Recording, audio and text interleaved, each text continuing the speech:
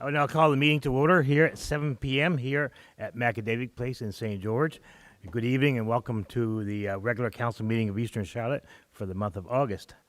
I welcome all those who are attending tonight and those who are watching us on TV or on their cell phones. And I want to thank CHCO for being here tonight. Their cameraman, Dawson Hatt, right here. Dawson is going to do a good job. And Florence Mitchell's in the back. And of course, Vicky Hogarth, the star of the CHCOs up front here. So it's nice to have everybody here tonight.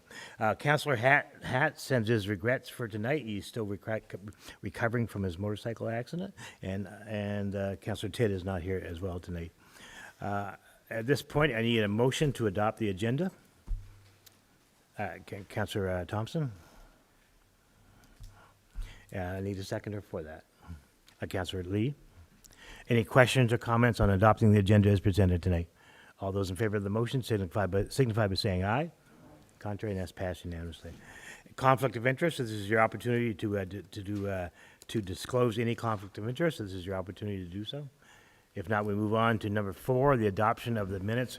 We have a whole bunch of minutes here, but I'm going to go to Councillor Lee.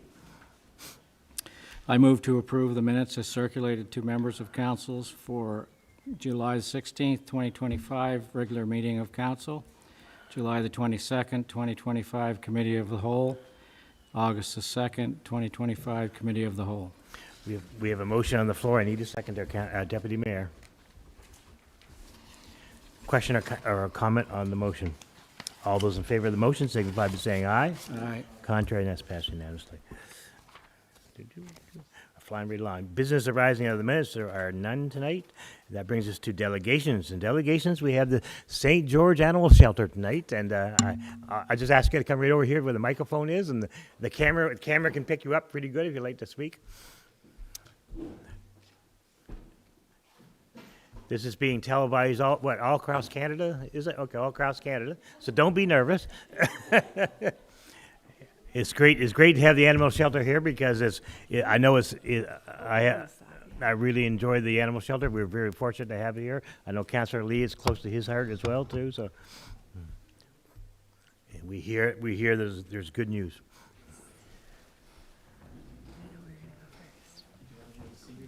Yeah.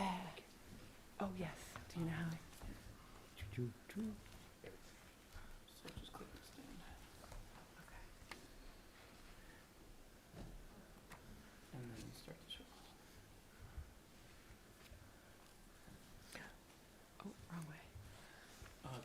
Sorry. How do I? Oh, there's a picture of a Doug. Here we go.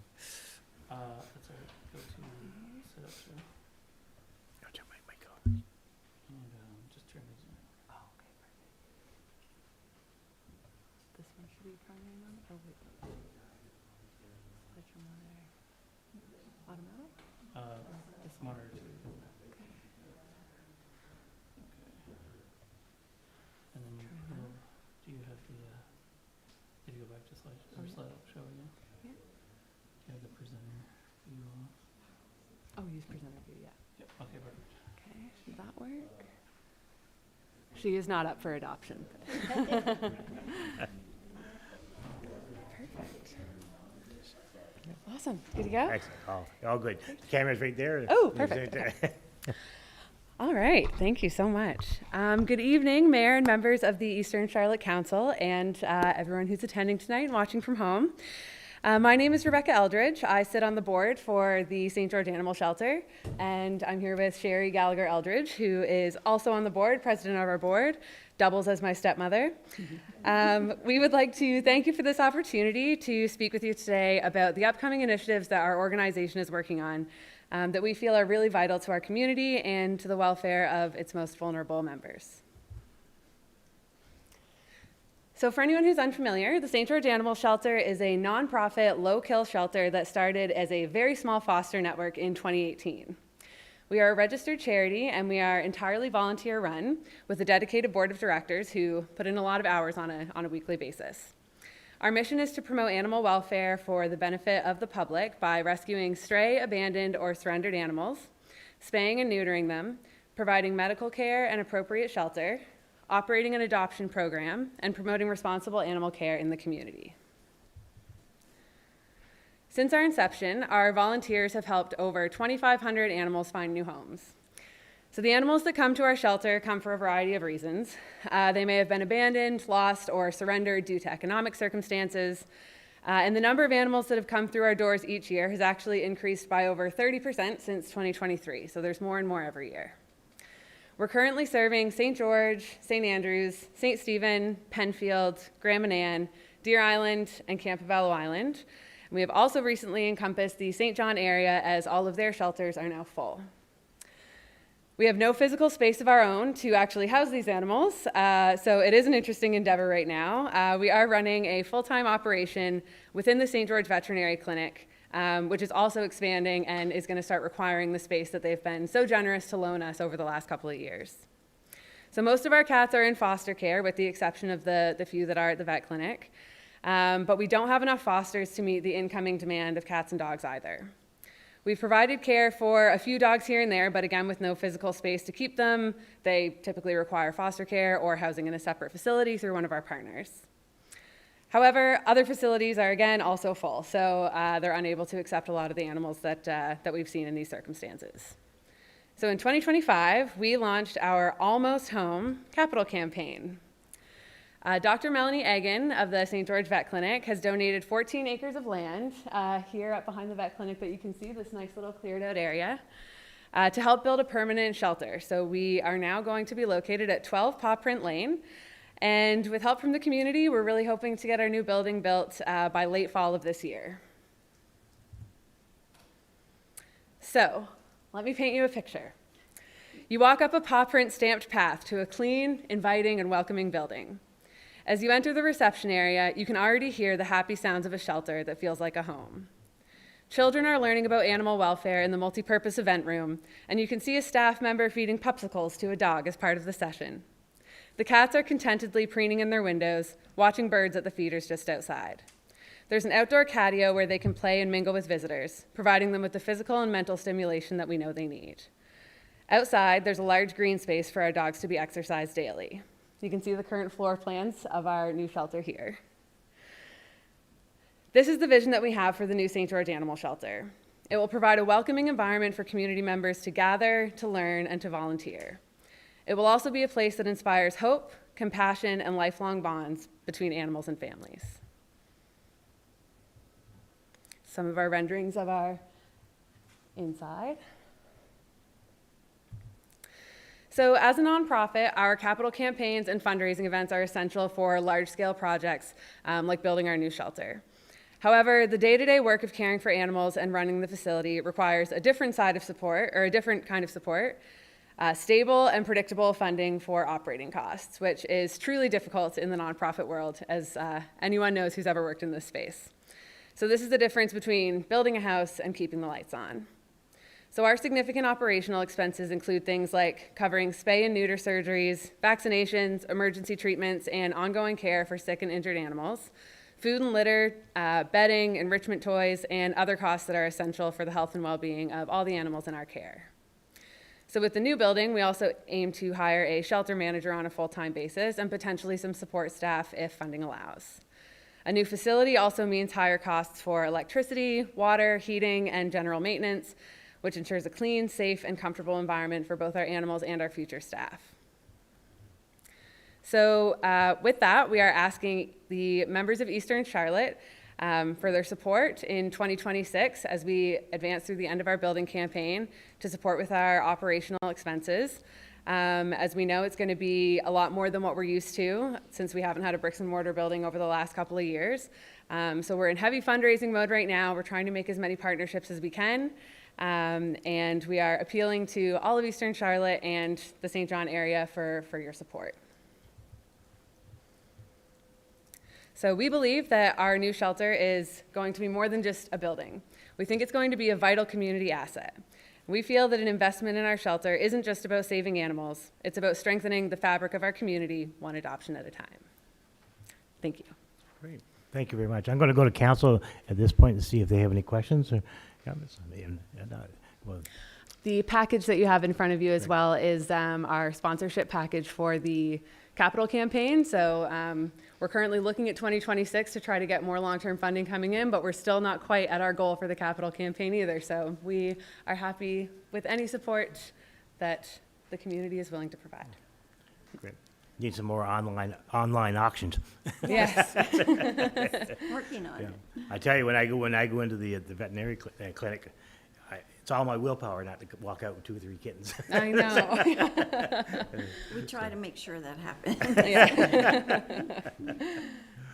Thank you very much for coming tonight, and your story will be on CHCO, so it'll be on YouTube, so everybody will be able to see it. Thank you very much for coming tonight. Thank you for Appreciate it. having us. Thank you Thank so you. much.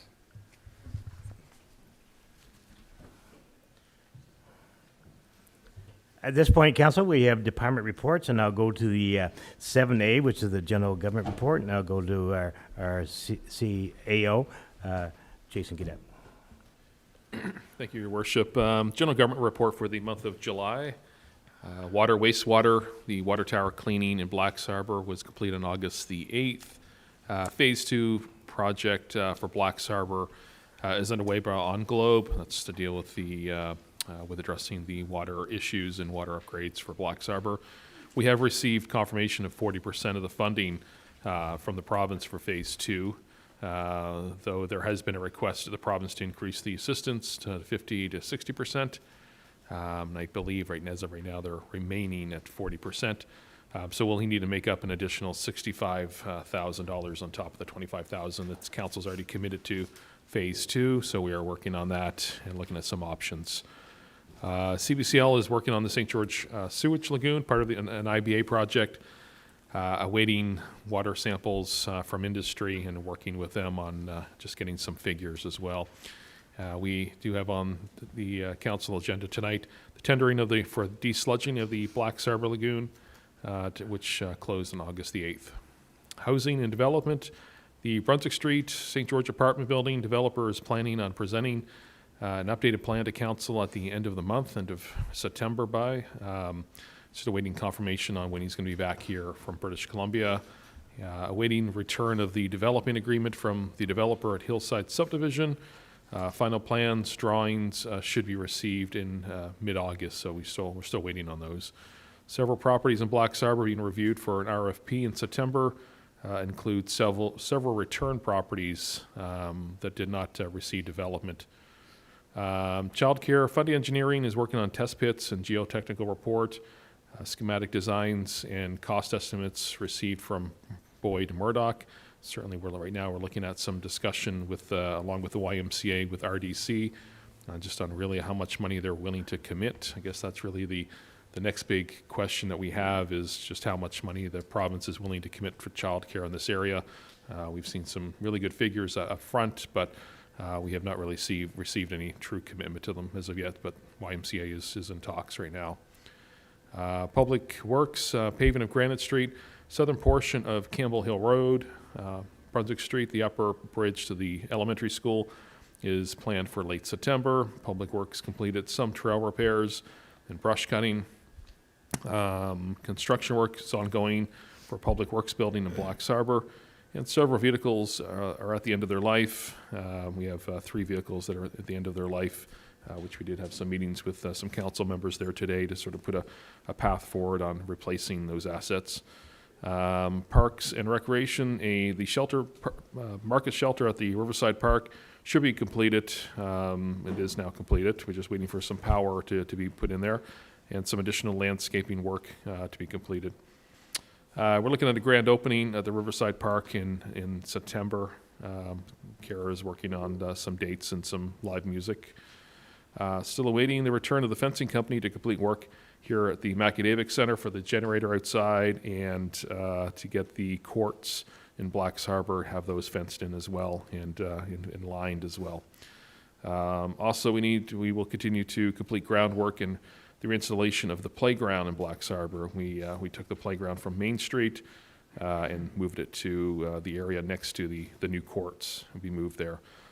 So we'll be putting in some of the material that some of the fixtures that we were able to salvage from the old playground. There's some that just were beyond their life. But we're going to be looking at the finances once we're done the fencing, once we're done some improvements of heating inside the arena, and then we'll look at seeing if we have some funding left over to add some new fixtures at the playground and blocks. Ongoing repairs at the arena in preparation for the season, and installation of the ice in September. The tender is being finalized. I was hoping to have it out this week. We're just waiting for a few things there. And the Service Commission is leading the wildfire resiliency plan. The application has been submitted to the province, and we're just waiting for approval on that. The review of medical calls, increased calls is ongoing, and certainly some discussion that we've had with council, looking at just the reasons for some of those increases. Dangerous and unsightly properties. One of the 2 demolitions have been completed on the open files. The other ones should be completed within the next couple of weeks. Several new files are going to be coming to council as well. We do have one file that's in the Back Bay area that was sort of postponed for a bit, so that will be coming back to council for a decision in the next month or 2. Finance and HR, we're exploring changes to the payroll system. We have a payroll system that's based off of a very small, very lightly used accounting system. So we're looking at doing some upgrades to our payroll system just to make it a lot easier. HR is working on a training certification matrix, as well as an HRM, human resource management, and work order interface. We are working with the Service Commission. They're preparing their budget, but we are also working with the Service Commission on looking at a replacement for our accountant. Many people know Mark Porter has been in the municipal accounting world for decades and decades, and he is retiring in 2026, and so we're looking at some options there, so how that we can bring an accountant that can serve both Eastern Charlotte as well as the Service Commission. Staffing, Joey Cook has been hired for Parks and Recreation, and we're just finalizing our discussion, pretty much finalized this week with hiring of our project manager, economic development, and everything looks good there, so we should have that person. We should be able to announce that in the next meeting, who that person is, and have them in place for the next meeting, so we'll probably even be at the next meeting for an introduction. So that is the general government report. Great, thank you, Jason. Any questions or comments? Councilor Dederak, you're first. A question for our CAO. So months ago, we had a presentation by Englobe in Blacks Harbor. It was a public meeting, and they produced a timeline of all these things that had to be done between now and I can't remember from the top of my head the final date, and it also illustrated like who was responsible for what. Is there any way that the municipality can actually post that online? Yeah, we can get an updated report. Just so from everyone, them. because obviously Yep. not all the residents of Blacks Harbor were able to actually attend that meeting, so Right. it would, I think that'd be really useful. Yeah, definitely. Okay, and So their presentations. would yeah, be- their presentation, but also that specifically that, a timeline. Yeah. Yeah. And the other question I had was, a couple months ago, I had a question about the RSC for tourism. We haven't really got much of an update on that. Is there any way we could organize a meeting with them? We can certainly, we can ask for the Service Commission to come down. There has been some changes there, some staff restructuring at the Service Commission for the interim. The CEO, Hollis Bartlett, has taken over that area of tourism for now. And we ourselves within the office, I mean, we've heard numerous times from councils not really liking the fact that Eastern Charlotte was divided, and Chris McKinnon was able to put off a letter to the Service Commission explaining that, all the other municipalities are all together, so we'd like to see that combined, and they are following through with that to bring Eastern Charlotte back instead of a north and south type of Yeah. region. So that's happening, and if anything, I think just more recently we've seen a lot more communication coming from the Service Commission to the municipality on promotion and tourism. Just today, they were asking, the province was asking about some of our upcoming events for the fall, which we'd never really had seen before. So but we can still bring them down and see really, especially what's coming up in the next year or so as far as their regional tourism initiatives. So, yeah, definitely. Okay, perfect. Any other questions for Jason? If not, I'm going to go to the Southwest New Brunswick Service Commission report, and Jason's going to give that tonight. Alex wasn't available tonight. The Building and Planning Enforcement Report, prepared by Alex Henderson, Planning Director of the Service Commission. So rezoning bylaw for commercial development off Poorhouse Hill has been approved with council's terms and conditions and sent to the Land Registry Office. PRAC approved terms and conditions for development of a tourism use, glamping domes at 48 Lovethead Road, in accordance with the Fundy Bay planning area rural plan. And staff's working with the developer to ensure all approvals are in place. PRAC will consider a variance application by Alexander Wilkins to develop 2 additional dwellings at 120 Mount Pleasant Road, altogether in 1 lot, in support of continuation of a farm operation on the property in the agriculture forestry zone of the Fundy Bay planning area rural plan. The regulation permits one or more than 1 dwelling in an AF zone, with the variance is required due to specific planning standards. PRAC will provide views to council on the Clareton Street extension subdivision plan, and I guess just for council's knowledge, that's the extension of Carlton Street with the property that we're acquiring from the cemetery. Development updates: 60 building and demolition or development permits approved in 2025 to date. 17 new permits issued in the last month. Total construction value to Eastern Charlotte to date in 2025 is $5.6 million. 11 tentative subdivision plans approved, 1 new subdivision plan with 4 parcels approved in the last month. 8 zoning confirmation letters to date, 2 new in report period. 23 net new homes, apartments, units permitted to date in 2025, no new in this reporting period. 2 variances, terms and conditions approved, granted year to date, 1 new in the reporting period. As far as enforcement, 4 new enforcement files opened in the last month and 26 since the beginning of 2025 under the Community Planning Act, Building Code, Administration Act, and the Dangerous Unsightly Bylaw. And that's the plan. Okay. Just to add to that, the directors are working on next year's budget, and they'll be voting on releasing it to the public next week. If that passes, I'll have the CEO, Hollis Bartlett, attend a Tuesday evening meeting with council to answer any questions on it. I did that last year, and it worked out very well, and Hollis is very willing to come and do that. Right now, I would say, without releasing any details, because I'm not allowed to release any details yet, but it's looking like substantial reduction for all municipalities next year. So that is good news, that you're going to see some big numbers coming down next year. So it's going to be a big savings for all the, not just for Eastern Charlotte, but all the municipalities. And the work has begun to replace Mark Porter on the directors are working on that as well, as Jason had spoke on. And I spoke to Hollis Bartlett yesterday, and he believes he's going to be starting a monthly newsletter, and that'll be starting probably within the next 3 to 4 weeks. And that's all the reports of the service commissions. Any questions or comments on that? If not, we'll move ahead to the fire report, and I'll call on Councillor Thompson. The fire report for Eastern Charlotte Fire Rescue for July 2025.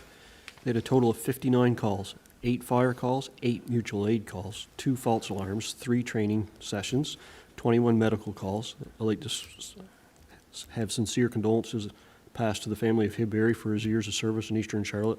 Thank you from our community. And thank you for the volunteers and the help with the Summerfest. Thank you.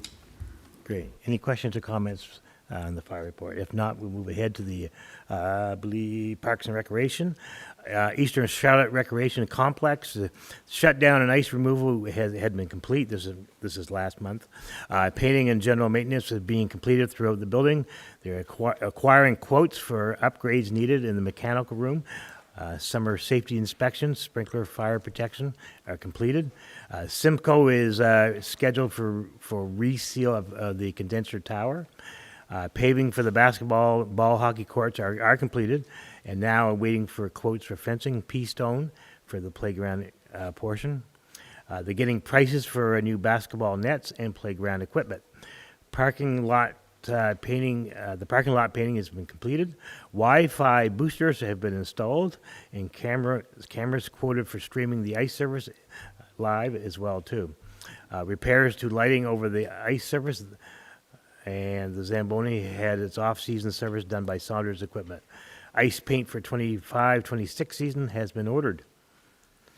Canal Beach and the ball fields and the splash pads, Riverside Park, the playgrounds, the community gardens, and the Summer Fest has kept the Parks and Recreation very busy. Is there any questions or comments on that report? Oh, you have a question or a comment? I guess just for the public, our walking trails do remain closed as part of the wildfire alert with the province, and until we do have some fair amount of rain, we'll continue to monitor them. We do have every other day there's a call with the province just on the status of the wildfire situation in the province. So as soon as they sort of give the all clear to Crown Lands, then we can certainly reevaluate the walking trails. I know we've heard back from many residents and that use the walking trails every day. We certainly apologize for having them to shut them down, but I think overall just the regional safety is the utmost important. Any other questions? If not, we'll move on to committee reports. Any committee reports tonight? Councilor Delegations, you're next.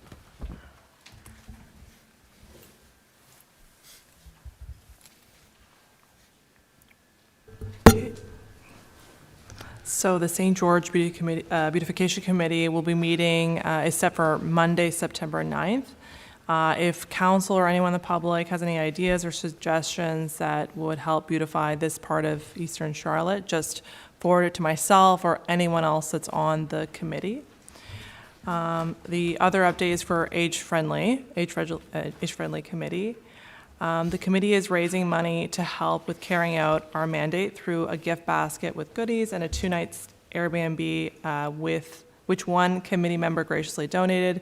So far, we've raised $380, and the draw is for September 1st. We reached out to the local fire group with a proposal, and we'll invite the chief to our first meeting on September 8th. We submitted an application to the Southwest New Brunswick Regional Resiliency Committee for building capacity for emergency preparedness in Eastern Charlotte. This is a over $9,000 initiative led by the Municipality of Eastern Charlotte and the Age-Friendly Advisory Committee to strengthen rural emergency preparedness among seniors. Sharon Travis, who is the committee chair, is working on another grant due in September. And I do have a question for our CAO. Just checking about the status of the signage on sidewalks for public washrooms. Yeah, those we're waiting for a sign order yet to come in. Once that usually clears, then we order the next sign order. But so we'll just have to as well try to review placement when we do go through with that sign order of where we're going to put the signage on the streets. So because I guess we're looking at the J.O. Spinney outdoor washrooms that are here. Just had to direct the traffic from Main Street into this area. So Yeah, because when council approved this 3-year plan, council said that council has said that they would take care of the washroom signage on the street. So really, you think that realistically, this is something that's going to be done next year? Or can it be done this year? it can be done this year, Can be done yeah. this year, Just okay. with our next sign order, we'll probably get our sign order coming in next week, and then typically what we do is then we order another, we put a whole Yep. other sign together, so that's what we've been waiting for. Because I think it was requested by members of the committee fairly recently, so. Once we get into that of actually ordering the signs, then we'll look at where the placement is. So we may just need a little bit of input from the members of the committee of where they'd like to see those at and how they fit in with traffic. Okay. Yep. That's it. Okay, that brings us to financial statement. I need a motion tonight to accept the financial reports for July 2025. Councilor Lee? I need a seconder for that. Councilor Thompson? Question or comment on that? All those in favor of accepting the financial reports for July 2025 signify by saying aye. Contrary, and that's passed unanimously. New business tonight, we have a draft bylaw EC-15, the mayoral, that's a hard word to say, mayoral SNBSE reporting bylaw. I need a motion for a first reading by title only. And Councilor Dederex.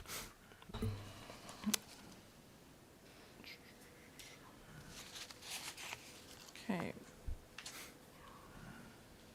I would like to make an amendment on the bylaw itself, though. Maybe, Your Worship, you could walk me through how to do that? I don't have it in the bylaw. in Sure, front of me. just- Do you have it? Just make the Yeah, motion with just the make- yeah, amendment? yeah. Okay. So be it resolved that council accept the first reading only by title only of bylaw EC-15 mayoral SMB-SC reporting with the amendment of, in section 3, under duties of mayor regarding SNB-SC meetings, to amend, let me get that portion up, to amend in 3-1, to amend any to, so any, and specifically I'm saying to regular board meetings or annual general meetings of the service, yeah, that's what I would amend. I'm just being more specific. Does that make sense? Any general meetings and? Yeah, so I'm amending it so it's, I don't have it in the bylaw in front of me. so to substitute, so the first, the actual line, if council has it all in front of them. So the full sentence that we have in front of us, 3-1, I'm being specific. So the mayor shall provide a verbal or written summary report of any regular board meetings or annual general meeting, AGM, of SNBSC attended the capacity of a voting member within 30 days of the meeting date. Okay. Okay, we have a motion on the floor. I need a seconder for that. Councilor McKay, question or comment on the motion? All those in favor of the motion signify by saying aye. Aye. Contrary, and that's passed unanimously. Have no discussion. Second reading for the same bylaw. I need a motion for that if you'd like to move ahead. I'll just say, Your Worship, there just be bylaw number EC-05, the bylaw respecting mayoral reporting and communications of Southwest New Brunswick Service Commission. So just second reading will be in its entirety. Their copy will be made available on the website and for hard copies at the town hall as well. Okay, we have I need a motion for the second reading. Councilor McKay. I just need you to read it out. So- I'm sorry. So be it resolved that council accept the second reading in its entirety by law, EC-115, mayoral SNB-SC reporting with the amendment. Yeah. Okay, we have a motion on the floor. I need a seconder for that. Councilor Thompson. Question or comment on the motion? All those in favor of the motion signify by saying aye. Contrary, and that's passed unanimously. Okay, we move on to 10B, which is results for the tender 2504 Black Cyber Sewage Lagoon dredging. I need a motion that council award the contract for tender 25 Black Cyber Sewage Lagoon dredging to Clean Harbors. If that's the way, I'm not, there's different motions here. But I'll entertain a motion. Jason, you want to go first? So this is the 25-04 Black Harbor Sewage Lagoon dredging.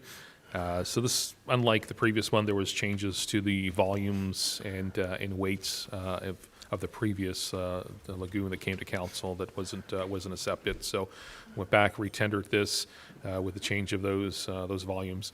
So bids were opened 2 p.m. on August the 8th at the municipal office by staff of Eastern Charlotte and read aloud. Tender proposals were received for dredging the sewage lagoons in Black Harbor. Both lagoons are at limit capacity, and dredging will free up space in the lagoons. Due to the previous tender not being awarded, a new tender was completed and issued, reflecting a 10% increase in waste volumes. The following proposals were submitted and received with the corresponding bids before HST. Clean Harbors with $588,589.13. GFL, $657,182.81. No other submissions were received. The project advisor for the project was Glenn Porter. He has an attached letter for council as well regarding the received bids. Funding for this work will be completed using the Black Harbor Utility Fund. And if council wishes to award one of these, we'd be looking for a motion to allocate those funds. And it is my recommendation that Clean Harbors is awarded the contract for the sewage lagoon dredging. Great. Council's pleasure. Councilor Lee. Be it resolved that council award the contract for tender 2025-04 BH Sewage Lagoon dredging to Clean Harbors for the amount of $588,589.13. 13 cents. Right on. I need a seconder for that. Okay. Deputy Mayor? Question or comment on the motion? No questions or comments on over $500,000? No? None? None? Okay. So I guess another thing I'll add is that the dredging will be removed from Black's Harbor. It does go to a certified designation area. Oh, we don't bring it over to St. George? No, we don't. Oh, We won't be. We won't be staying on site. I know some people have asked because what's going on in Lancaster, West Side, St. John is they're basically do much the same thing, but they're keeping a lot of that on site and dewatering. But all the sludge will be removed from the area and trucked away. So. Good. Any other questions or comments on the motion? All those in favor of the motion signify by saying aye. Aye. Contrary, that's passed unanimously. Okay, that brings us to 10B1. This is how we have to pay for this. I need a motion to transfer money. Jason, do you want to speak on this first? Thank you, Worship. So we do have a fairly healthy, up to this point, we've had a fairly healthy Black's Harbor Utility Capital Reserve, which has been in place. Most of the industry has been paying really a supplement with their wastewater, and really to get to this point, without this healthy reserve would be in a difficult situation of $500,000 and how to pay for it. But I certainly applaud the previous Village of Black's Harbor councils and staff for coming up with the agreement with industry so that there are some surcharges. Eventually get to this day where we have to pay for this, and certainly some good foresight there. So it is coming from the Black's Harbor Utility Capital Reserve that was just for the Black's Harbor Utility. It does leave a fair amount. I think we have just around $1 million in that utility reserve, and certainly as we continue to go forward with a lot of the other needs on the water side with the utility, I'm sure that will come in very handy as well. But it's an unfortunate thing that you have to go through and desludge. But if we don't do this, the lagoons will continue to build up. But we do have a healthy reserve. Good. So, Councilor McKay. Be it resolved that council authorize the transfer of $613,816.06 from the Black's Harbor Utility Capital Reserve Fund to the Black's Harbor Utility Capital Fund to be used for the Black's Harbor Sewage Lagoon dredging project. Great, and I need a second for that. Councilor Thompson. Question or comment on that motion? Councilor McKay, you got a question? You made the motion, now you got a question. Yeah, now I have a question. No, I just want to know, how long does this desludging last? Like, how often does this have to be done? Good question. Yeah, it shouldn't be done. Sometimes you don't have to do it for decades, depending on how well your lagoon is working.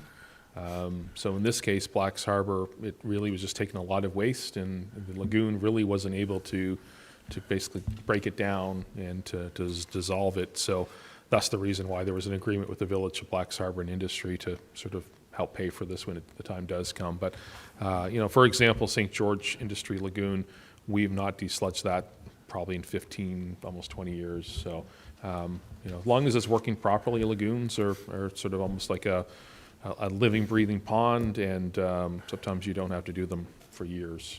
So, I have one question. Am I allowed to ask a question? I'm going to ask a question. Since I'm running the meeting, I'm going to run we authorized the transfer of $613,000, but the actual project was $588,000. yeah, it was before taxes on that, so there'd be an HST component to that. Okay, excellent. Yeah. I just saw the big difference in numbers there. Yeah. Really big numbers. Yeah. Any other questions or comments? All those in favor? Councilor Lee. Just one for Jason, please. So would you say this was prematurely mismanaged and filled up?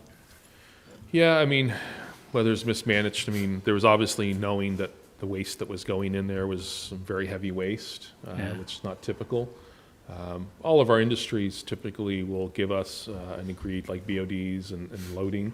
And, when you surpass that, then yes, the lagoons have to be prematurely dealt with. So in this case it was, but I guess, thankfully they knew this day was going to eventually come and had the agreement. But typically agreements like this, you don't want to really get into that as well, because it does, it's a lot of money to do. And, but we also understand industry sometimes can't deal with it, part of their own production. Maybe they're limited on how they can deal with it. So agreements like this are not totally unusual. No, so is there going to be any steps taken to mitigate this problem? or yeah, is it- yeah, and that's really, and I think as earlier I mentioned in the report for general government, we're working with some industry in St. George because a lot of the production that was in Blacks Harbor has come to St. George.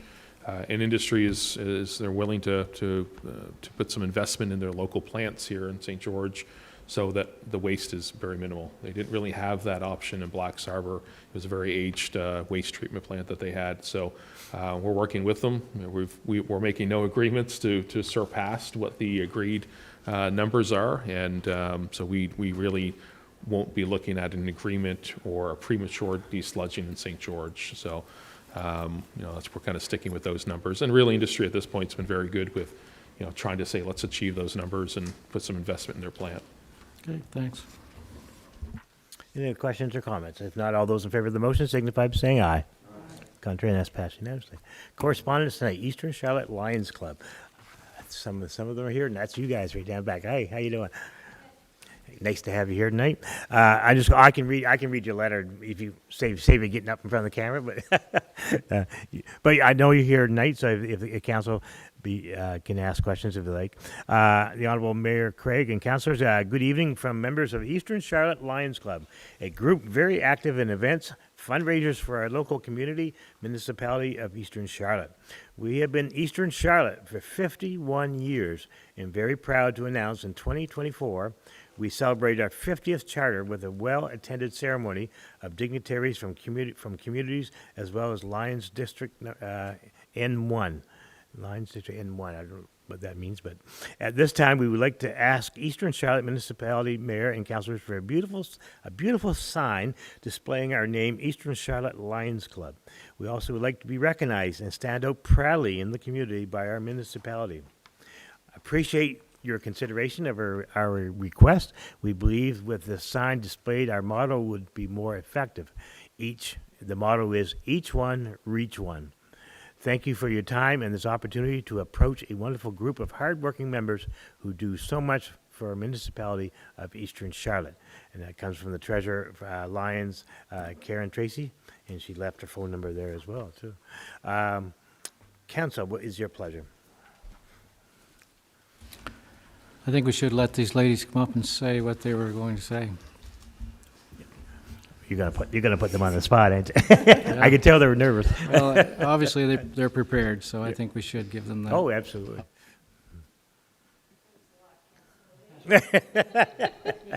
He did it, I didn't. I didn't do my makeup today. All right. Good evening, Mayor Craig and all councillors of Eastern Charlotte. My name is Justine Postleet. I'm the Vice President of Eastern Charlotte Lions Club. With me tonight is Sandy Harris. She is the building chairperson for our hall.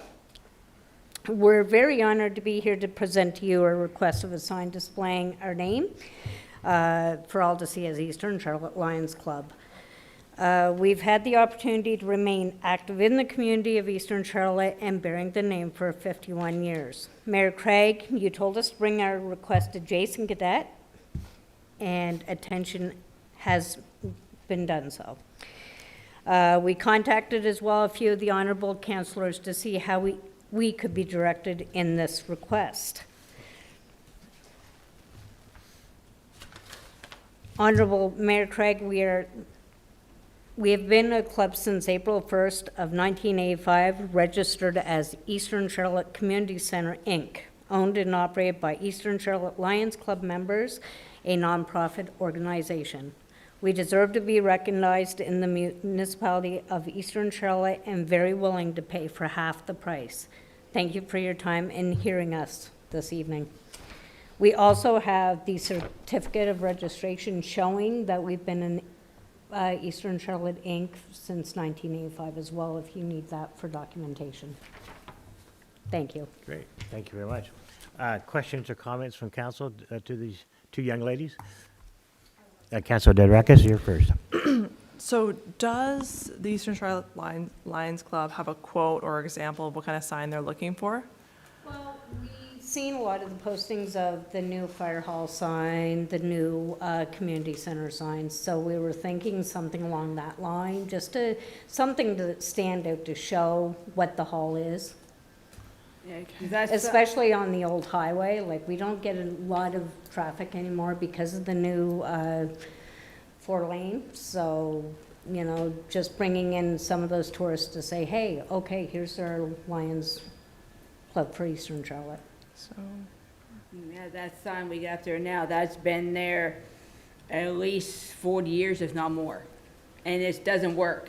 They will not fix it because it is a fire hazard.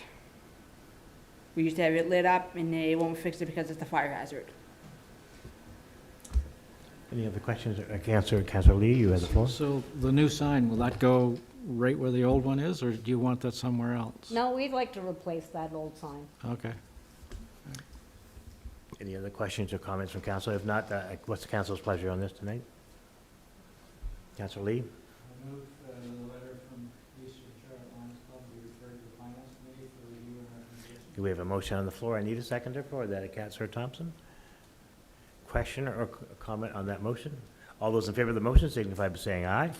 Contrary, and that's passed unanimously. Thank you very much for coming in tonight. Thank you. You can watch it again later on YouTube. I would like to present this, it's for the big breakfast at the Lions Club this Saturday. Ah, right on, advertising. I like Put it love on it. the Yeah.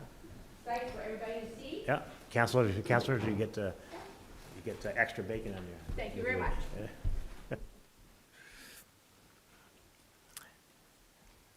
Okay, at this point is the public presentation of appearances.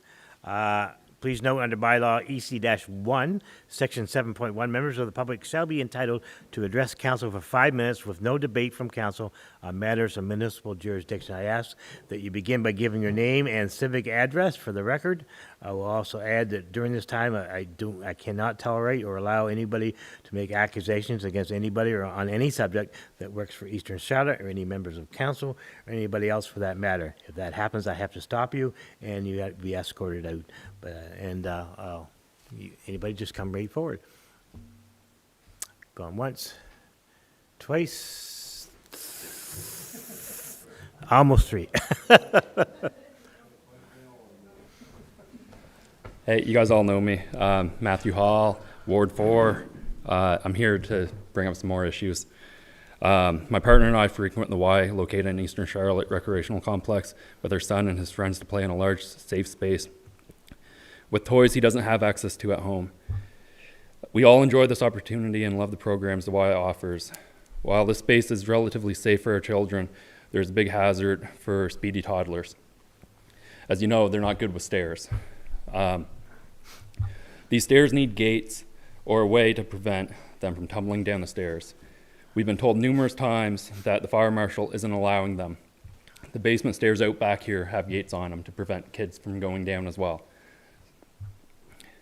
We need a solution to the safety issue, not this a straight up no. There have been a continued string of break-ins happening and strange behavior throughout the entire municipality.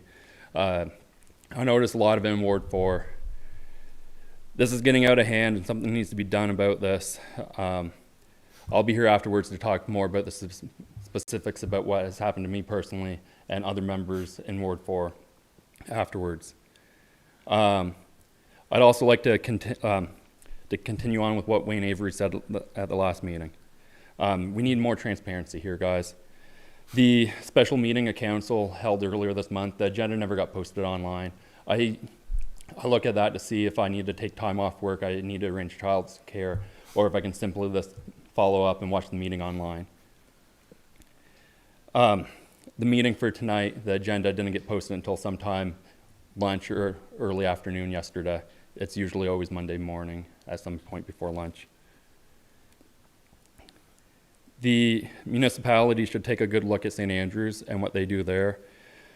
Having their meetings open to Zoom so members of the community can ask questions and do statements online if they're not able to attend is an amazing opportunity. What else is there?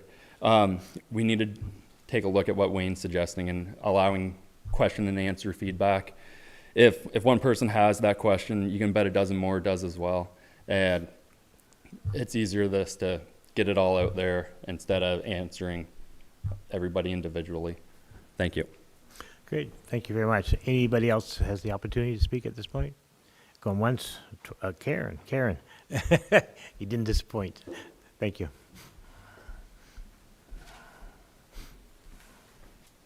Karen Kernigan from St. George.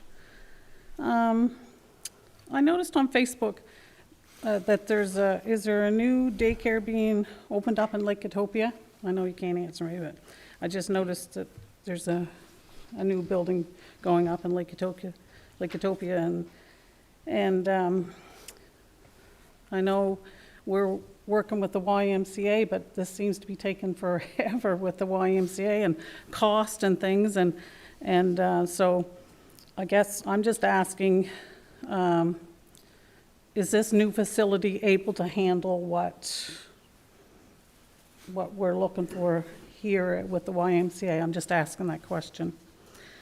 And then I'm probably overstepping my bounds, but I'm a person that likes to treat everybody fair and equal. And I've spoke about this before, and it came to my attention that I think what I was, if I'm understanding this right, is 120 Mount Pleasant Road, is that the farm on the hill? And if it is, I understand that they're asking to put 2 houses on that piece of ground. And maybe the rules are different because I think it's under Fundy Bay, but the property between that farm and Raymond Hall's house, that couldn't get rezoned for a couple of housing lots. So I'm just wondering if it's just the difference between Fundy Bay and St. George. But I mean, I'm just saying that I believe in anything being developed, but I think we should be fair. That's all I'm saying. Thank you very much, Karen, for coming in tonight. I appreciate it. You still got 2 minutes and 50 seconds. No. If not, anybody else? Once, twice, 3 times. Okay, at this point, I'm going to go to statements by members of council. I'm going to go first. I have 2 or 3 of them. Today, council received this email, and I'd like to read it out because it's good news for the community, and I think the whole community should hear it. This comes from the St. George Curling Club. We wanted to let you know that we have now received an official confirmation from Eric Dubé, our project executive for RDC, that we have been successful in being approved for a grant of $52,000 based on a budget of $130,000 to replace the existing cooling tower. We have the new condenser ordered with an anticipated install at the start of September 22nd. Getting this installed is a huge step forward for us, as it will now allow us to look at all the things that we need to get done that we weren't able to do until we had this behind us. I want to thank you so much for your help and support in getting us to this point. This email went to myself and our MLA, Ian Lee. So that was good news for the Curling Club. Just want to say one of the driving forces behind the Mariners Music Festival, which was anybody went to it, was very successful, a great weekend. I'm aware that, anyway, I want to say a big shout out to Ann Dewar. I'm aware that she had a dedicated team of volunteers who contributed to this. It was a week-long celebration. But it is Ann who I consistently saw. She was always visible, putting up signs early in the morning. Monday mornings, she was out on the highway putting signs up and taking a chance with traffic, and she was just a go-getter. She was ensuring tasks are completed and verifying that all the details were covered. All this for the benefit of the Mariners Alumni Association, but also the community of Eastern Charlotte, because it brought a lot of people back home to celebrate, and a lot of people into the area. And I have to thank her and all her volunteers. It was a huge success, as I said, and Ann was a true inspiration in making this all come off. It's not easy doing one night thing, but a whole week was quite quite phenomenal. At this point, I just want one last thing I want to ask. Don't get mad at me. Tonight, I'm going to ask council to do two things. If I know it's not on the agenda tonight, nor do I expect you to do anything with it tonight, but probably within the next 3 to 4 weeks, it's something to think about. Number one, I'd like for you to cease any further actions related to the decision of Eastern Charlotte becoming a town. Number two, request that the province add to our next May's election ballot the plebiscite question, yes or no, to town designation for Eastern Charlotte. This will accomplish two things. Number one, it will remove this critical decision from this council. And two, this decision will uphold the democratic principles by granting all residents a voice in shaping the future of our community. It would empower residents with a voice. I think give them a voice is the correct approach, especially considering that the province mandated amalgamation on our region without granting residents a choice in that decision. We can learn from the province's mistake on that big issue. Amalgamation was forced down our throats. The newly elected council would then be empowered to act on the results of the plebiscite vote. This is something I'd like council just to consider over the next few weeks, and it's something we would have to ask the province ahead of time to add it to the next municipal election vote, and it would give the council time to get all the details over the next 6 months or so to get the details out. If anybody had questions on being a town or a rural area, it gives everybody the opportunity to vote on it. I think that's a good way of doing this at this point. So that's what I'm asking council to do, and I'll say it again, to cease any further action on becoming a town, and to asking the province of New Brunswick to add the question to the next election, and keep the question simple: yes or no to becoming a town. And I think if you keep the question simple, it doesn't mix it up, it doesn't confuse people, and it makes you have a simple question, it makes it a lot easier. I'll go to the deputy mayor at this point.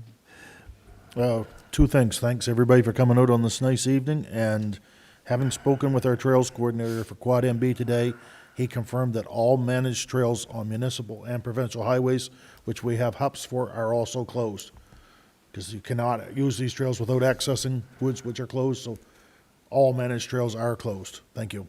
Councillor Thompson.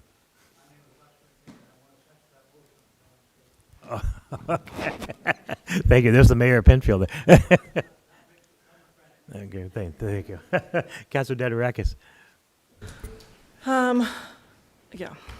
If Your Worship, if you could send council in writing what you just shared with us, absolutely, so we understand. Yep. I think democracy is a good thing, and that's something that we should really be pushing. It's something for asking to ponder over the next, because I don't expect anybody to make a decision tonight, because number one, it's not on the agenda, and number two, I think it's something that you should think about, and this whole issue probably needs extra thought, but it gives everybody a chance over the next few months to get all the information out so people can make a decision, and instead of us making that decision, the next council will make that decision based on the vote. Yeah, absolutely. There's a lot of holes in the information that we're given, and we're expected to make decisions. So, it's only right that everyone has that information in front of them, and we, get opinions from our neighbors, and to let us know what they think. So that's the right thing to do. So I'm looking forward to that email. Karen Kernigan, you mentioned about the childcare. You were asking if by having the new childcare building that's being built in Utopia, how that impacts us. And the best way to say this is that we are living in a major desert. There is not enough childcare in our area.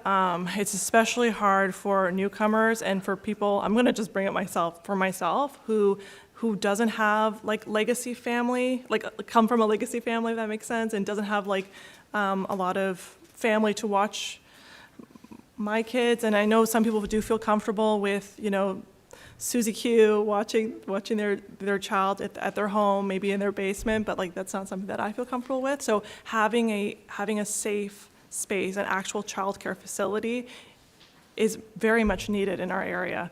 And I guarantee you, once that building is built in Utopia and then ours is built, they're both going to be filled. Yeah, and I think in terms of when we think about economic development, childcare is absolutely a part of the equation. Workers need a place to send their kids while they go to work, right? So there's that. And yeah, it's a need. Just trying to think of some other things. I think that's all I have, actually. I don't really have anything prepared for this evening. Oh, and Matthew Hall, you mentioned about crime in your area. And that's something that I'm hearing a lot from residents. And, you know, I think some people have the tendency of blaming the RCMP, but the RCMP, I think that's they're just used as a scapegoat. I think the issue is far more complex. I know that the federal government, they put out it was like a forecast risk assessment study, and you see this trend, like communities there's more crime, and you see this relationship with, you know, there's more and more economic disparity amongst each other. There's growing mental health issues. There's all sorts of different things that are coming to the mix. So I don't know. I think that maybe we may have to have this conversation that we have to put more resources into policing, or maybe eventually, you know, with upper levels of government, like the federal government, they have to really reevaluate the current laws. So that's all I have to say. I'm going to go to Councilor McQuarrie. What have I got to say? Well, the boil order's still on in Blacks for that small area. For the small area, that's correct, yeah. It's all fixed up, but the boil order's still on. Yeah, in that small area, yeah, absolutely, yeah. Other than that, that's about it, I guess. Good. Councilor Lee.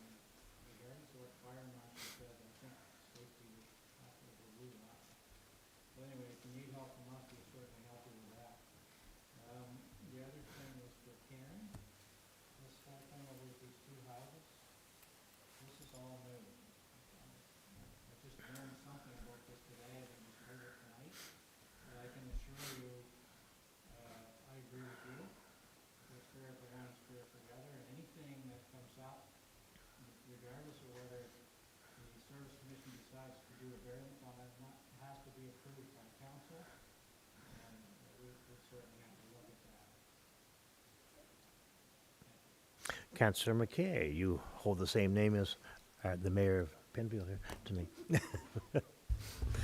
Thank you all for coming. So, Matthew, I agree with everything you said. I would like to actually chat with you after the meeting. And Karen, I will chat with you after the meeting. But yes, thank you all for coming. And from what the mayor said about postponing this whole thing to becoming a town, I've always been opposed to that. I haven't made any bones about it. I've been waiting to see what the benefits were going to be and what the drawbacks were going to be, but I didn't really see a whole lot of benefits, and I didn't know what was going to happen. But I agree. I think it's good to postpone it. That's why it was postponed, almost 3 months ago. So I don't know how any of council feels about it. Do you feel it's a good plebiscite question? Is a good? I think it's a good question. I think people need to have some input. I think people need to have input on a lot of decisions that are made, and I don't think they are. So, I mean, I'm all about transparency and letting people know what's going on. So, yeah, I think that's a good idea. Thanks, everybody. I just want to make one statement about the RCMP. The RCMP have stepped it up as of late. You may not see them all the time, but they are out there. I've asked them. We've had an uptick in some crime, and especially in Ward 4, which is the Blacks Harbor Penfield area. I've asked for extra policing, and we've had it. They've had at least 2 officers dedicated for the Penfield Blacks Harbor area. They can't be in all places at all times, but here's what I tell people right now. I hope you're listening. Don't cry the next day there's somebody was on your property and you didn't call the police. Call 911. Every time somebody's on your property or something's going on, say, if you see anything, call 911. Every call gets logged, and the RCMP have to come to that call. The other night, there was a person on the Deadman's at the other end, where I live, the other end of Deadman's, and the police were there really quick. She called me up.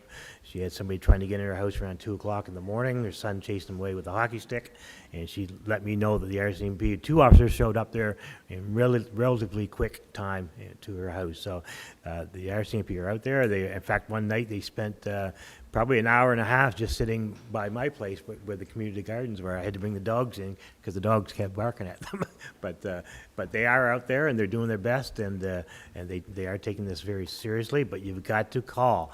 Don't get up the next morning and expect them to know. Because if I call the sergeant, he's going to look at the calls. Well, John, we didn't get any calls in that area, so I don't know what the problem is. Right? So you've got to call. I don't care if you have to call 20 times, 30 times during the week. Call 911 every time, and they will respond. If they don't respond, then you let me know, and I'll make sure I have a call to the sergeant the next day.